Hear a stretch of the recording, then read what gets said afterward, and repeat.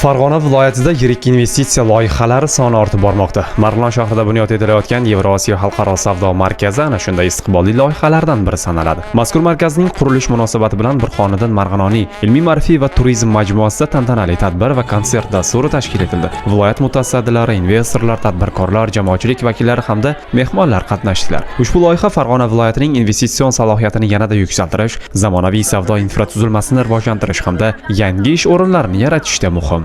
Ta'kidlanganidek, bugun Hengtai kompaniyasi tomonidan amalga oshirilayotgan Yevrosiyo xalqaro savdo markazi loyihasining dastlabki binolari tom yopish bosqichiga yetib keldi. Loyiha tashabbuskorlari O'zbekiston xalqini Mustaqillik bayrami bilan muborakbod etdilar. Mamlakatimizda yaratilayotgan qulay investitsion muhit xorijiy investorlar uchun keng imkoniyatlar ochayotgani alohida tilga olindi. Juda ham ko'plab davlatlar qatori aynan Xitoy Xalq Respublikasidan ham bizni jonajon Farg'ona viloyatimizga juda ham ko'plab kompaniyalar bugungi kunda o'zini emin-erkin ishlarini boshlashyapti va shular qatorida Hengtai kompaniyasini alohida ta'kidlash kerak. Viloyatimizda eng logistik nuqtai nazardan juda ham bir chiroyli go'shasida Yevrosiyo savdo majmuasini qurishga ahd qilishgan va mana shu savdo majmuasida nafaqat mahalliy tadbirkorlarimiz ishtirok etishi, balki xorijdan ham juda ham kuchli brendlarni mana shu yerga taklif qilib Farg'ona viloyatini, Farg'ona vodiysini dunyo brendlariga, dunyo marketinglariga albatta olib chiqish va o'zimizni chiqarayotgan mahsulotlarni ham bu yerda tadbiq qilishga juda ham katta bel boylashgan.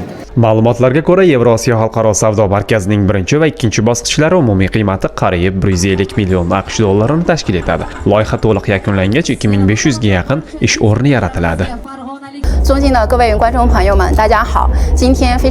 Biz Farg'ona viloyatida uzoq muddatli faoliyat yuritish, real investitsiyalarni jalb etish hamda zamonaviy sanoat va savdo tarmoqlarini rivojlantirishga alohida e'tibor qaratmoqdamiz. Shuningdek, O'zbekiston va Xitoy o'rtasidagi iqtisodiy hamkorlikni yanada mustahkamlash, ikki mamlakat o'rtasida ishonchli ko'prik bo'lish yo'lida amaliy ishlarni izchil davom ettiramiz. O'zbekiston ravnaq topsin. O'zbekiston va Xitoy xalqlari o'rtasidagi do'stlik va hamkorlik abadiy mustahkam bo'lsin. Majmua zamonaviy savdo, logistika va xizmat ko'rsatish yo'nalishlarini o'zida mujassam etgan yirik biznes maskaniga aylanishi kutilmoqda. Bu esa nafaqat viloyatimiz, balki butun Farg'ona vodiysining iqtisodiy rivojiga ijobiy ta'sir ko'rsatishi ta'kidlandi. Tadbirning badiiy qismida xushovoz san'atkorlar ijrosidagi konsert dasturi yig'ilganlarga bayramona kayfiyat ulashdi. Yevrosiyo xalqaro savdo markazining bunyod etilishi Marg'ilon shahrining iqtisodiy salohiyatini yanada oshirish, yangi ish o'rinlarini yaratish va xalqaro savdo aloqalarini kengaytirishga xizmat qiladigan muhim loyihalardan biri bo'lishi kutilmoqda.